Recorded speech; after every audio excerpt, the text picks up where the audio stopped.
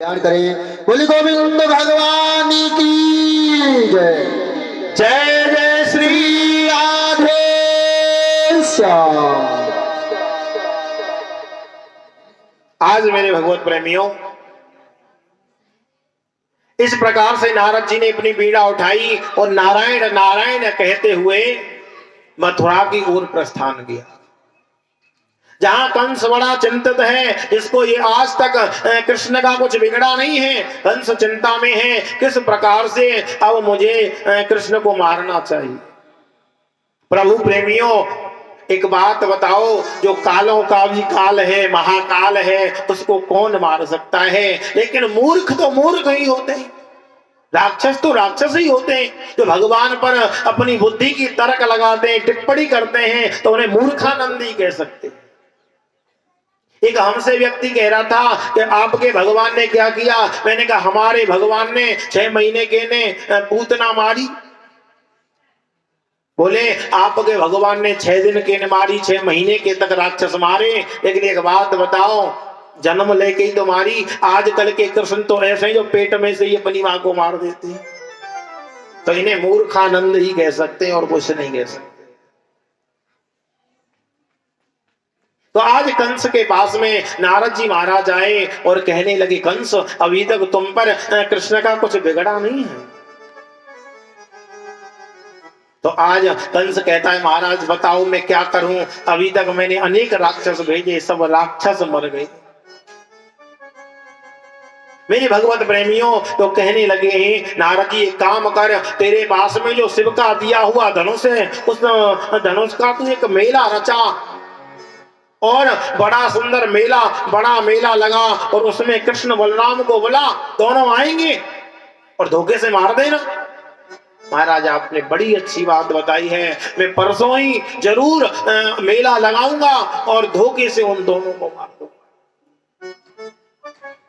और अब बात यह है कि वृंदावन से भगवान मथुरा आए कैसे? बोले मैं कहूंगा तो आएंगे नहीं। एक काम करो, वसुदेव के मित्र हैं अक्रूर जी, जो कृष्ण के काका लगते हैं, आप उन्हें भेज दो, उनके साथ में आ जाए। तो मेरे भगवत प्रेमियों, कंस की बात समझ में आ गई। और जब कंस की बात समझ में आई तो उन्होंने सभा जोड़ी और सभा जोड़कर अक्रूर को बुलाया और कहा, अक्रूर आप प्रातः काल होते ही वृंदावन जाओगे और वृंदावन से कृष्ण बलराम दोनों को लेकर के फिर प्रातः काल दूसरे दिन मथुरा आओगे।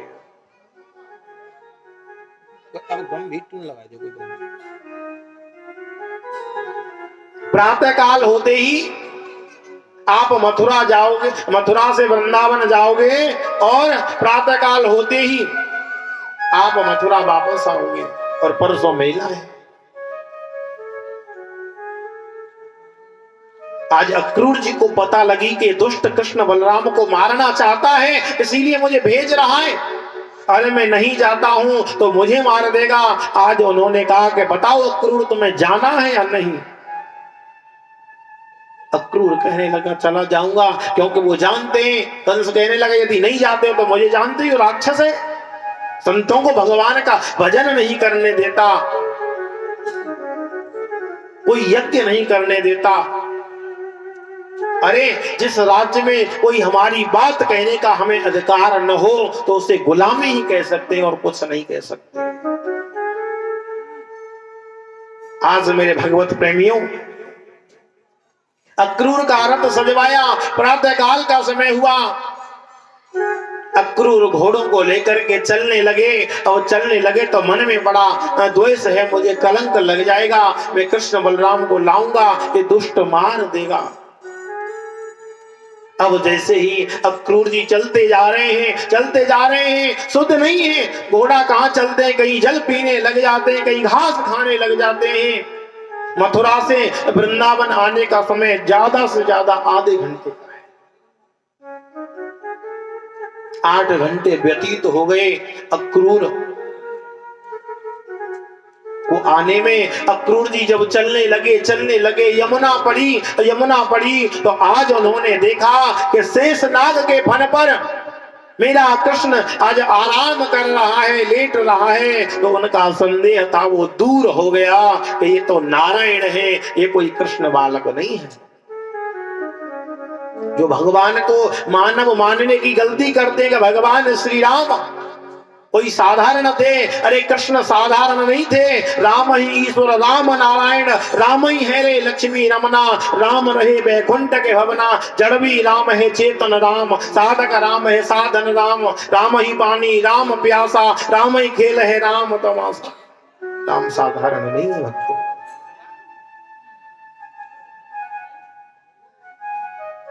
अक्रूर जी महाराज का जब मोह दूर हुआ, विचार करने लगे, आज तीनों लोगों का कृष्ण मेरे चरण छी करके मुझसे कहेगा काका जी राम राम। आज मेरे भगवान प्रातः काल के वन में गऊ चराने के लिए गए हैं अपने सखाओं के साथ में। इधर से अक्रूर जी महाराज आ रहे हैं, भगवान भी लौट करके आए। आज भगवान का मुख एकदम लाल हो रहा है धूप से। गाय के चरणों की धूल जब उड़ करके लग जाती है तो कृष्ण चमकते हैं जैसे चन्ना पर कोई पाउडर लगा दिया हो। कृष्ण ऐसे सुंदर लगते हैं। जब भगवान का मुख लाल है और धूल भी लग रही है ब्रज की, तो भगवान बड़े सुंदर लगते हैं। इधर से अक्रूर जी महाराज आ रहे हैं और अक्रूर जी को आते देख करके भगवान ने कहा काका जी प्रणाम। चरण छी करके प्रणाम किया। आज उन्होंने गले से लगा लिया, गले से लगा करके आए, घर पहुंचे। नंद बाबा से वार्ता हुई, यशोदा से बात हुई। संध्या कालीन की बेला हुई और जब संध्या कालीन की बेला हुई भक्तों, तो आज उन्होंने भोजन प्रसाद ग्रहण कर लिया। और भोजन प्रसाद ग्रहण करने के बाद में नंद बाबा ने पूछा कि आपका किस काम के लिए आगमन हुआ है। मैया यशोदा जब ही भोजन की थाली लेकर के बैठी थी, भोजन किया नहीं था। भगवत प्रेमियों, आज अक्रूर कहने लगे कि हे नंद बाबा, तो आपके घर में कृष्ण है, ये आपका पुत्र है, ये वास्तव में मैया ने कोर तोड़ा था, मुकुट का नहीं गया था भक्तों। ये आपका बेटा नहीं है, ये देवकी और वसुदेव का पुत्र है।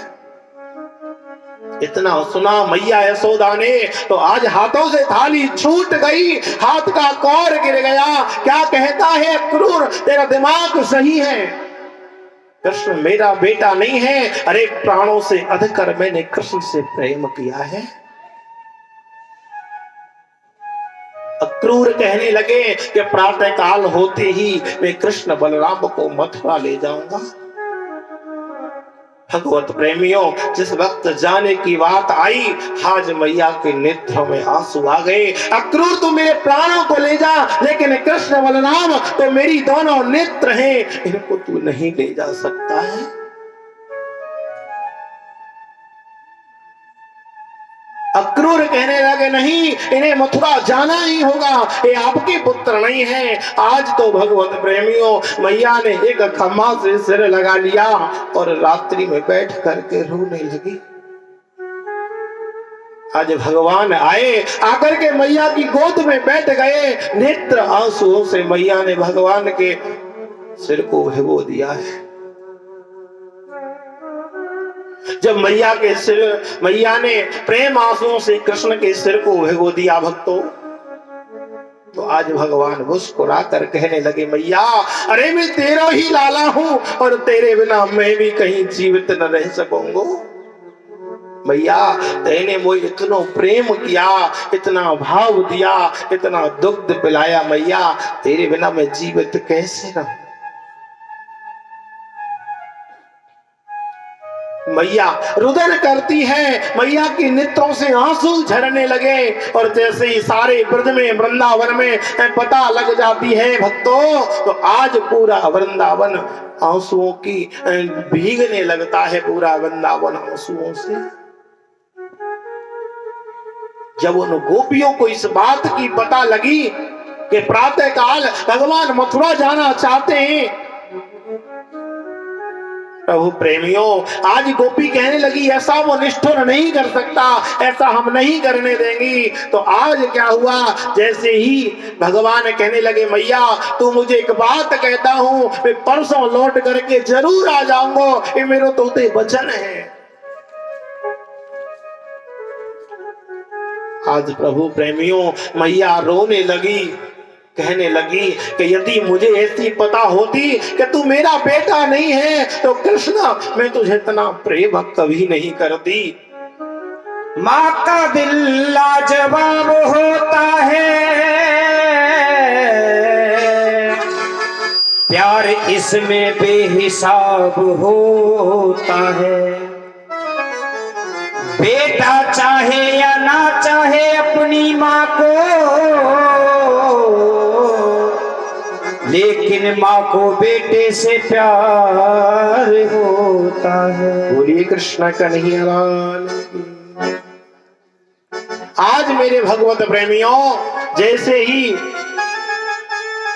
सभी ब्रजवासियों को पता लगी कि कोई मथुरा से आया है, कृष्ण बलराम दोनों को ले जाना चाहता है, तो गोपियां कहने लगी वो निष्ठुर हमें छोड़कर नहीं जा सकता। आज पूरी रात्रि में जब हमारे घर में, हमारे परिवार में, हमारे शरीर में कोई तकलीफ होती है तो रात्रि बहुत लंबी पड़ जाती है। जब हमारे जीवन में संकट आता है तो रात्रि ऐसी लग जाती है, एक रात्रि एक महीने के समान व्यतीत होती है। तो आज मैया यशोदा भी रात्रि भर बैठ करके भगवान को गोद में सुला करके रोती रही, कहने लगी यदि मुझे पता होती कि तू मेरा पुत्र नहीं है तो मैं तुझे कभी इतना प्रेम नहीं करती। आज भगवान कहते हैं मैया मैं तेरो ही लाला हूं, और जितना प्रेम मैया तेने मोते करो है उतना मुझे कोई दे नहीं सके। तो आज मैया कहती है कि लाला तू मथुरा जाए तो मेरी गलतियों को भूल जाना, मत याद करना मैंने तुझे मारा था, अरे तूने थोड़ा सा माखन खा लिया, मैंने तुझे माखन के पीछे मारा था, मेरी गलतियों को भूल जाना कृष्ण। आज मैया रोने लगी, बिलखने लगी, और प्रातः काल का वो निष्ठुर आज सूर्य भी निकल आया जिसमें मेरे भगवान वृंदावन छोड़ करके जा रहे। भगवत प्रेमियों, आज वो प्रातः काल का निष्ठुर सूर्य भी निकल आया, और जब पता लगी ब्रज को, सारी गोपियां दरवाजे पर आ गई, वो हमें छोड़कर नहीं जा सकता।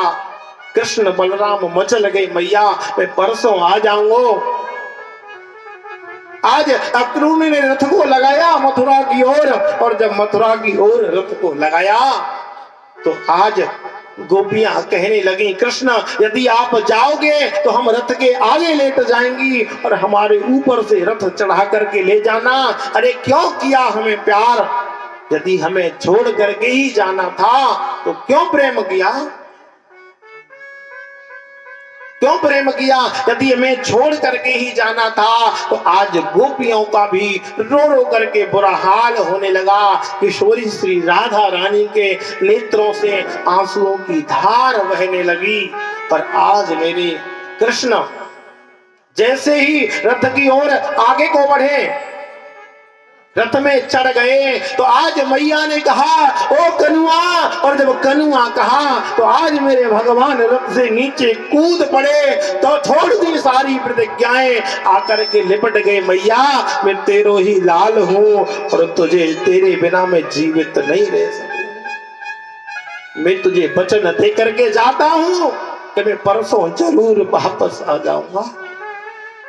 भैया कहती है बेटा यदि तू सुबह से शाम तक जाता था तो सारे दिन मुझे तेरी याद सताती थी, अब 2 रात्रि तेरे बिना कैसे रहूं।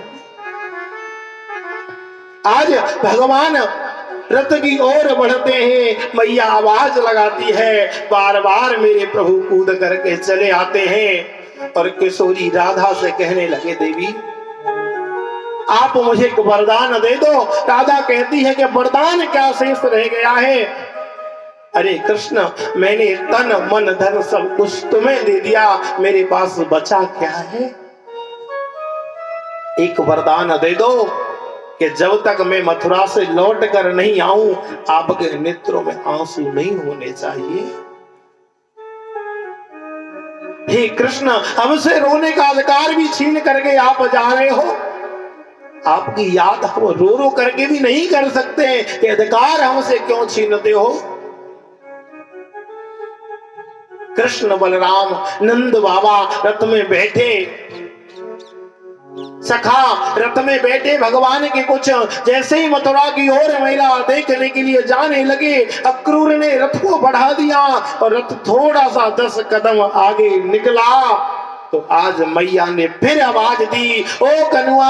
और जैसे ही कनुआ की आवाज लगाई भगवान ने रथ को रुकवा करके उतरे। उतर कर मैया के चरणों में प्रणाम किया, माँ अब मुझे आप रोको मत, यदि आपने मुझे यही रोक लिया तो मेरी लीला भी यही रुक जाएगी। आज मैया के चरणों में बार बार भगवान प्रणाम करते हैं। मैया बार बार भगवान के लिए रुदन करती है। भक्तों, वो निष्ठुर सूर्य निकल आया प्रातः काल का और आज मेरे भगवान रथ में आरूढ़ होकर के मथुरा की ओर चलने लगे। और किशोरी श्री राधा कहती है कि कृष्ण आप हमें छोड़ करके चले गए, एक बार यदि तुम राधा बनोगे तो जानोगे क्या होता है प्रेम, क्या होती है परीक्षा। तो किशोरी राधा कहती है, एक बार तो राधा वन कर देखो मेरे सावरिया, राधा यो रो रो कहे,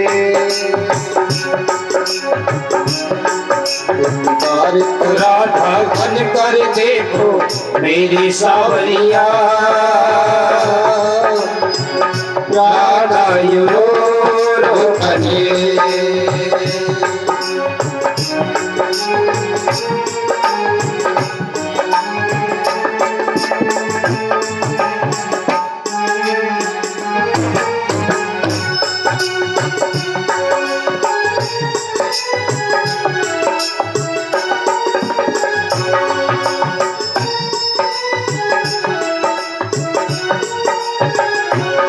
क्या होती परीक्षा है, क्या पीड़ा होती है, क्या होती परीक्षा है, क्या पीड़ा होती है।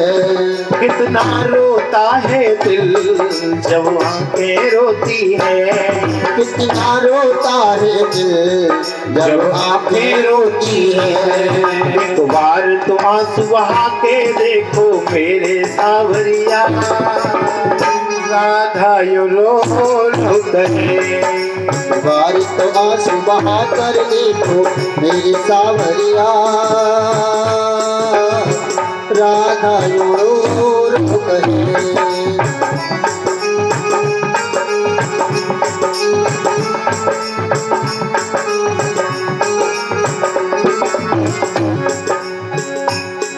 क्या जानोगे मोहन तुम प्रेम की भाषा, क्या जानोगे तुम हर प्रेम की भाषा, क्या जानोगे मोहन तुम प्रेम की भाषा, क्या जानोगे मोहन तुम प्रेम की भाषा। क्या होती है आशा, क्या होती निराशा, क्या होती है आशा, क्या होती निराशा। एक बार किसी से प्रेम करके देखो सावरिया, राधा यो रो रो कहे, एक बार तो राधा बन कर देखो मेरी सावरिया, राधा यो रो कहे, राधा यो रो रो कहे।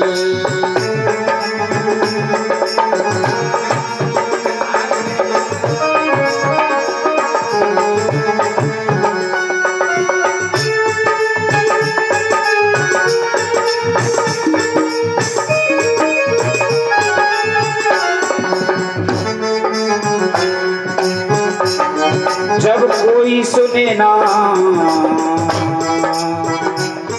जब कोई सुनेगा ना मेरे मन के दुखड़े, जब कोई सुनेगा ना मेरे दिल के टुकड़े, जब ताने सुन सुन कर होंगे दिल के टुकड़े, जब ताने सुन सुन कर होंगे दिल के टुकड़े। एक बार जरा तुम ताने सुनकर देखो सावरिया, राधा रो रो कहे, राधा रो कहे। और मैया कहने लगी हे कान्हा, कृष्ण लेता है ब्रज से विदाई की मैया मोरी याद ना करे। कृष्ण लेता है हो मैया मोरी याद ना करे, कि मैया मोरी याद ना करे। कृष्ण लेता है ब्रज से विदाई की मैया मोरी याद ना करे। कृष्ण ये दुनिया पागल खाना है और यहाँ पागल आते जाते हैं, और कोई पागल है धन दौलत का, कोई पागल बेटा नारी का, और सच्चा पागल वो ही जो पागल है बांके बिहारी का।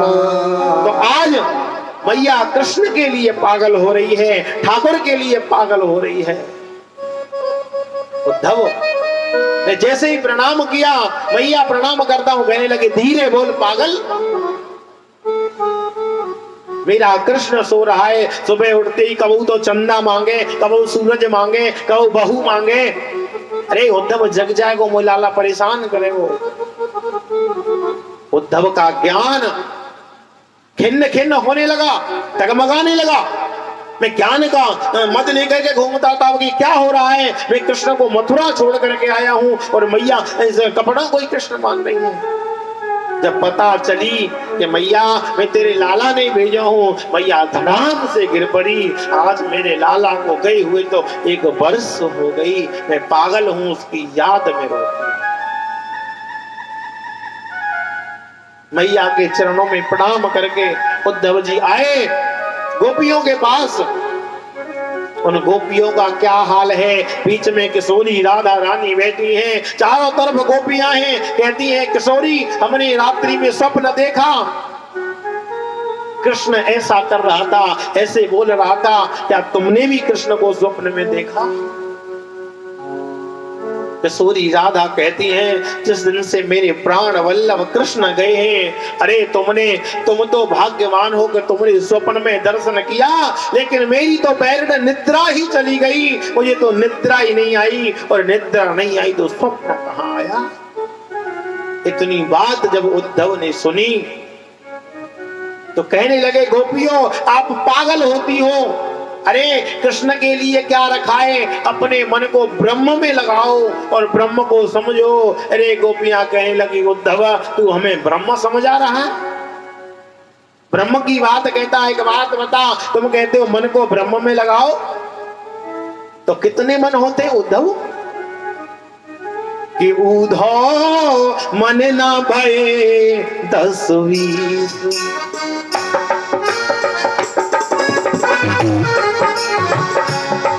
अरे उधो मन न भये 10-20, उधो मन न भये 10-20। एक हथों सो गयो श्याम संग, एक हथों सो गयो श्याम संग, अब कहाँ से लाए ईश, उधो मन ना भये 10-20। एक हथों सो गयो श्याम संग,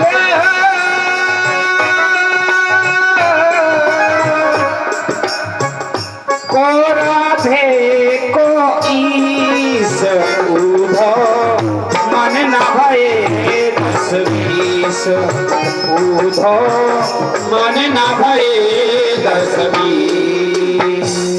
आज कहने लगी गोपियां के उद्धव क्या 10-20 मन है? एक को एक ही मन था, वो श्याम के संग चला गया। हम किसी ब्रह्म को नहीं जानती, हम किसी भगवान को नहीं जानती। कृष्ण ही हमारा मन, कृष्ण ही हमारा तन, कृष्ण से ही उद्धव हमें आठो या बता। उद्धव जब इतना उद्धव ने सुना, समझ गए ये ब्रज की महिमा है। आज उद्धव कह करके आए थे कि 1 घंटे से ज्यादा नहीं रुकूंगा। आज ब्रज में उद्धव को भक्तों 7 महीने हो गए।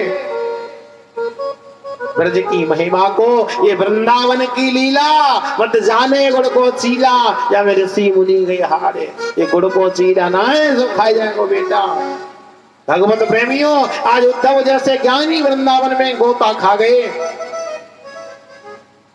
उद्धव जैसे ज्ञानी वृंदावन में गोता खा गए और गोपियों से अनेक वार्ता करते हुए आज भगवान की जो गोपियां हैं उनके चरणों में उद्धव ने प्रणाम नहीं किया, प्रणाम नहीं किया, केवल दंडवत किया। ब्रज की धूल के लिए जो गोपी रहती हैं उनके चरण नहीं, उनकी रज, उनकी धूल में मस्तक पे लगाता हूं, प्रणाम किया।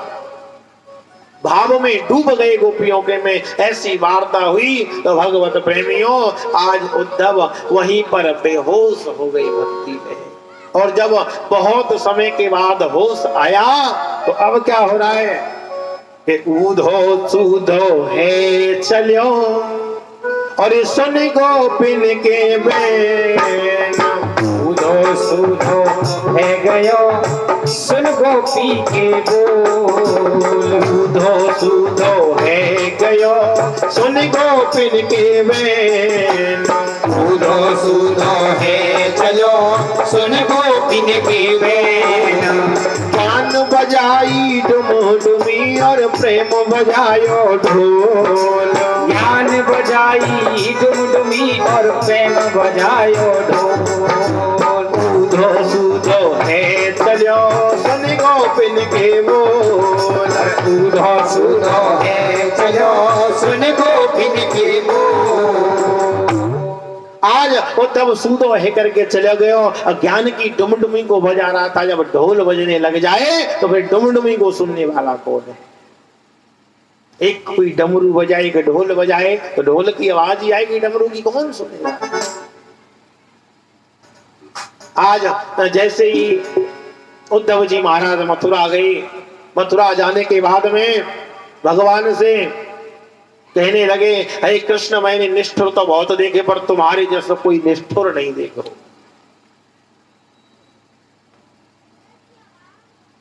भक्त आज कहता है उद्धव कि मैंने निष्ठुर तो कृष्ण बहुत देखे पर तुम्हारे जैसा निष्ठुर नहीं देखा। अरे उन ब्रजवासियों की क्या हालत हो रही है तुम्हारे वियोग में, और तुम्हें बिल्कुल भी, तुम तो बहुत बड़े निष्ठुर हो, तुम्हारे पास तो बैठना भी नहीं चाहिए। भगवान कहने लगे, उद्धव ये मेरी लीला थी, काम कर, अपने नेत्रों को बंद कर। अब जैसे ही उद्धव ने नेत्र बंद किए भक्तों, तो आज किशोरी राधा के साथ में और मैया यशोदा की गोद में उद्धव को मेरे कृष्ण ठाकुर जी दिखाई देने लगे। बोली कृष्ण कन्हैया लाल की जय हो। आज तो भगवत प्रेमियों, कंस की पत्नी है 2, अस्थि और प्राप्ति, जाकर के उन्होंने जरासंध को बता दिया।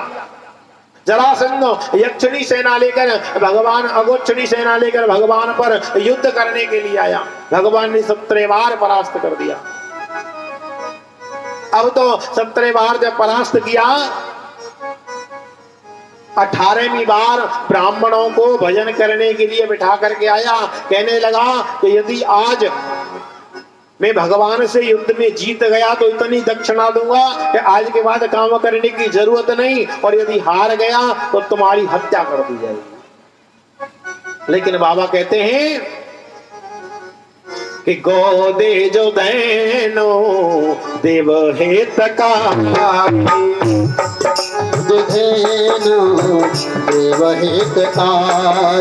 कृपा से तो मानसो तन धारी।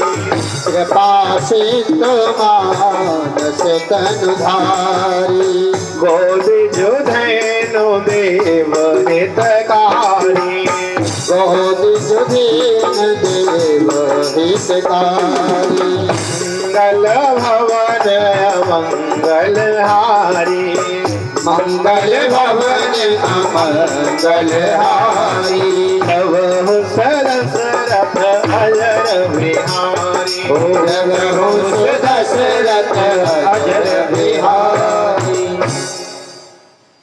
बाबा कहते हैं कि भगवान ने अवतार क्यों लिया? बोले गौ दिज धैनो देव हितकारी, जिन भगवान ने गौ ब्राह्मण। अब ये चौपाई बड़ी महत्वपूर्ण है, इसमें बहुत सत्संग होता है। गौ, इस चौपाई में दो बात कही है, गौ और धेनु।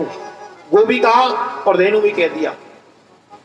तो संतों ने इसका भाव निकाला कि गो है वो हमारी पृथ्वी माता है। जब पृथ्वी पर कोई संकट आता है तो वो भी गाय का रूप लेकर के भगवान के पास जाती है, और धेनु हमारी गौ माता को कह दिया। तो आज ब्राह्मणों को भजन पर बिठा करके भगवान से युद्ध करने आ गया। अब युद्ध करने आ गया, कृष्ण बलराम दोनों युद्ध में भूमि में खड़े आकर के कहा कि आओ कृष्ण, मैं तुमसे युद्ध करना चाहता हूं। जरासंध युद्ध के लिए भगवान को ललकारने लगा। भगवान कहते हैं कि यदि मैंने 17 बार इसको हरा दिया, अब की बार और परास्त कर दिया तो ब्राह्मणों को नष्ट कर देगा। बलराम एक काम करो, हम ये रणभूमि छोड़ करके भाग चलते हैं। बलराम कहते ना कन्हैया, ऐसा ना करेंगे, दुनिया रण छोड़ कहेगी, बेइज्जती हो जाएगी यादव वंश की। बोले कोई बात ना है, कोई चित्त चोर के है, कोई माखन चोर के है, तो रण छोड़ और कह लेंगे, क्या हो गया। तो आज कृष्ण बलराम ने दोनों ने छलांग लगा दी समुद्र के किनारे पर। शिल्पी विश्वकर्मा को आदेश कर दिया, समुद्र में द्वारकापुरी का निर्माण हुआ। और आज तो भगवान रण को छोड़ करके दौड़ लगाने लगे। जरासंध कहता है देखो भाग गया रण छोड़, भाग गया रण छोड़। बोली रण छोड़ भगवान की जय। भाई ऐसे बात ना बनाएगी, कोई बात ना, कल कल की बात है, only tomorrow please I request you.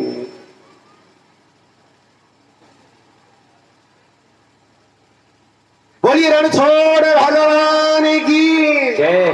जय जय श्री, धीरे बोलो थोड़ा सा धीरे, जय जय श्री, और थोड़ा सा धीरे, जय जय श्री। भगवत प्रेमियों, खैर तक नहर तक पहुंचे। अच्छा, खैर तो 60 किलोमीटर यहाँ पे। भगवत प्रेमियों, आज भगवान ने 17 बार परास्त किया, उसको नहीं गाता है। एक बार भगवान भागे, उसको बार बार गाता है। रण छोड़ करके भाग गया मेरे सामने ठिकाने। भगवान ने ब्राह्मणों के लिए रण छोड़ना भी स्वीकार कर लिया। सोते हुए यदुवंशियों को भगवान ने द्वारकापुरी में बुला लिया। समुद्र में शिल्पी विश्वकर्मा ने निर्माण किया। रेवत नाम के राजा की बेटी है रेवती, बलराम जी का उसके साथ में विवाह हो गया। और आज मेरे भगवान का नाम, अब तक तो कृष्ण था, आज द्वारका के राजा बन गए, तो उनका नाम हो गया द्वारकाधीश। बोली द्वारकाधीश भगवान की आवाज नहीं आई। परीक्षित जी महाराज, पार्टी कमजोर पड़ रही है तो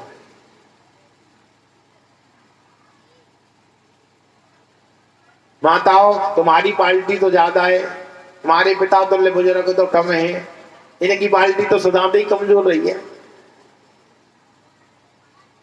तो तुम्हारी पार्टी इतना नीचे मत करवाओ। बोली द्वारकाधीश भगवान की जय जय श्री। आज भगवत प्रेमियों, रेवत नाम के राजा की पुत्री रेवती से बलराम जी का विवाह हुआ। अब तो भगवान द्वारका के राजा बने। आज से भगवान का नाम द्वारकाधीश हो गया। अब तो कन्हैया का विवाह भी होना चाहिए, होना चाहिए। परीक्षित जी महाराज, ब्याह होना चाहिए। बारात में चलोगे हैं? कौन कौन चलना चाहते हैं? अच्छा अच्छा अच्छा, सब बारात में चलेंगे, कोई कन्यादान भी करेगा? अच्छा सब दावत खाने का जी बैठे हैं। घराती कोई ना, बराती है सबरे। आइए, कुंदनपुर में एक भीष्मक नाम के राजा है। जो राजा भीष्मक हैं, एक बार किसी नदी के किनारे पर घूमते हुए गए थे, भगवान का ध्यान कर रहे थे, क्योंकि भगवान द्वारकाधीश कृष्ण है, वो नारायण है, और नारायण जब आते हैं तो लक्ष्मी भी अवतार लेकर के आती है। तो लक्ष्मी कभी जन्म नहीं लेती, नारायण अवतार लेते हैं, लक्ष्मी अवतार लेती है। तो भीष्मक नाम के राजा हैं, एक बार कहीं भजन करने के लिए गए थे, तो आज उन्हें कमल के पुष्प पर वस्त्र में लिपटी हुई एक पुत्री को देखा। लेकर के आ गई घर पे, कहा देवी मैं हमने अपनी पुत्री मान ली। नारद जी महाराज आए, आकर के रुक्मिणी जी के हस्त रेखा देखी, बता दिया ये साक्षात लक्ष्मी है, द्वारकाधीश नारायण है, उन्हीं के साथ इसका विवाह होगा। महारानी रुक्मिणी जब थोड़ी सी बड़ी हुई, भगवान कृष्ण के बारे में सुना, और जब भगवान कृष्ण के विषय में सुना तो ऐसी संसार की कौन सी नारी है, कौन सी स्त्री है तो भगवान के विषय में सुन करके भगवान को न पाना चाहिए। ऐसा कौन सा भगवान का भक्त है जो भगवान की कथा को सुन करके भगवान का भजन नहीं करना चाहेगा। तो भगवत प्रेमियों, उनका नाम रुक्मिणी रखा गया। उसके बाद में उनका राजा भीष्मक का एक पुत्र है, उसका नाम है रुक्मी। बेटी का नाम है रुक्मिणी, पुत्र का नाम है रुक्मी। अब तो जैसे ही थोड़ी सी रुक्मिणी महारानी बड़ी हुई, विवाह योग्य भी हुई, उसके बाद में राजा भीष्मक कहता है कि मैं अपनी पुत्री का विवाह द्वारकाधीश भगवान कृष्ण के साथ करूंगा। रुक्मी ने कहा नहीं, उस ग्वालिया के साथ इसने पूरे जीवन गाय चलाई। नहीं, मैंने अपनी बहन का विवाह शिशुपाल के साथ में तय कर दिया है। यहां सभा जुड़ेगी, समझा देना कि शिशुपाल के गले में ही माला डाले बड़े बड़े राजा आएंगे। तो आज भगवत प्रेमियों, रुक्मिणी विवाह योग्य हुई, और विवाह योग्य होने के बाद में रुक्मिणी जी अपनी भाभी से कहती हैं कि भाभी मैंने द्वारकाधीश भगवान को देखा नहीं है, केवल सुना है, और यदि उनके अलावा कोई और आ गया तो मैं जीवित नहीं रहूंगी, प्राणों को त्याग दूंगी, किसी के साथ नहीं जाऊंगी। तो आज कहने लगी भाभी एक काम करो बहन, द्वारकाधीश के लिए एक पत्र लिख दो, वो आएंगे स्वयंवर में, आप उनके गले में माला डाल देना, उनके साथ चली जाना। आज मैया रुक्मिणी पत्र लिख रही हैं भगवान के लिए। पत्र में लिखा है, कृष्ण हे द्वारकाधीश मैंने आपको देखा नहीं है, केवल नाम सुना है, और यदि आप नहीं आए तो मैं किसी और का वर्णन नहीं करूंगी, अपने प्राणों को त्याग दूंगी। कृष्ण आप कहोगे कि ऐसी कौन सी नारी है जिसने देखा भी नहीं और ऐसी बात करती है, तो हे कृष्ण आपके बिना मेरा जीवन जीना संभव नहीं। यदि मेरा जन्म भी आपसे है और मरण भी आपसे है, अर्थात हमारा जन्म भी भगवान की कृपा से हुआ, और जब मरण होगा तो भक्तों मरण को सुधार लेना, बस इतनी जरूरत है। आज पत्र में लिख दी अनेक बातें। आप कहोगे कि मैं आपको लेकर कैसे आऊंगा, तो कृष्ण हमारे कुल की रीत है, रुक्मिणी जी का पूजन होता है। रुक्मिणी जी मैं पूजन करने जाऊंगी कात्यायनी का, और कात्यायनी के मंदिर पर आप आ जाना, वहीं से आपके साथ चलो। हमारे कुल की रीत है कि कात्यायनी का पूजन होता है विवाह से पहले। रुक्मिणी जी ने पत्र में लिख दिया, एक ब्राह्मण के द्वारा दे दिया। द्वारिका में ब्राह्मण पहुंचा। आज भगवान रथ लेकर के ब्राह्मण को लेकर चलने लगे। अब तो जैसे ही कृष्ण चलने लगे तो आगे दिख गए बलराम जी। अब तो थोड़े से झिझकते तो हैं, बड़े भाई हैं। कहने लगे लाला कहाँ? भैया यही जा रहे थे। कहाँ? अरे यहीं तक जा रहे, कुंदनपुर जा रहे थे। ओहो, कुंदनपुर तो कल रुक्मिणी का स्वयंवर है। अरे मुझे क्या पता थी कि मेरो लाला विवाह लायक है वो। अरे तू राजा है और काऊ से सुंदर कम थोड़ी है, जा तुझे जाना चाहिए। सारी सेना की तैयारी कर दी, वहां दुष्ट भी आएंगे, सारी सेना को भेज दिया। पंडित जी को बिठा करके गए। आज रुक्मिणी ने 10,000 सैनिक लगा दिए। और आज मैया रुक्मिणी कहती हैं अपनी सखियों से, इस प्रकार से कहती हैं कि आओ मेरी सखियां मुझे मेहंदी लगा दो, और तुम ताली मत बजा दो।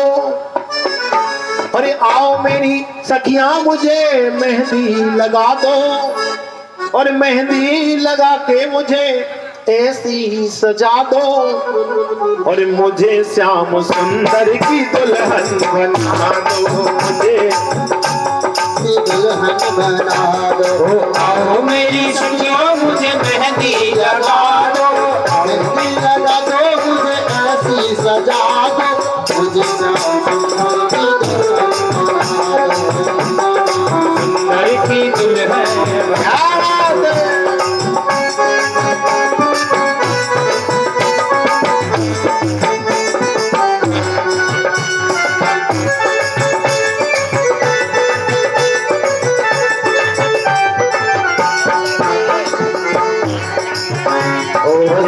सत्संग में मेरी बात चलाई, सबके संग में मेरी बात चलाई, सत्संग में मेरी बात चलाई, सबके संग में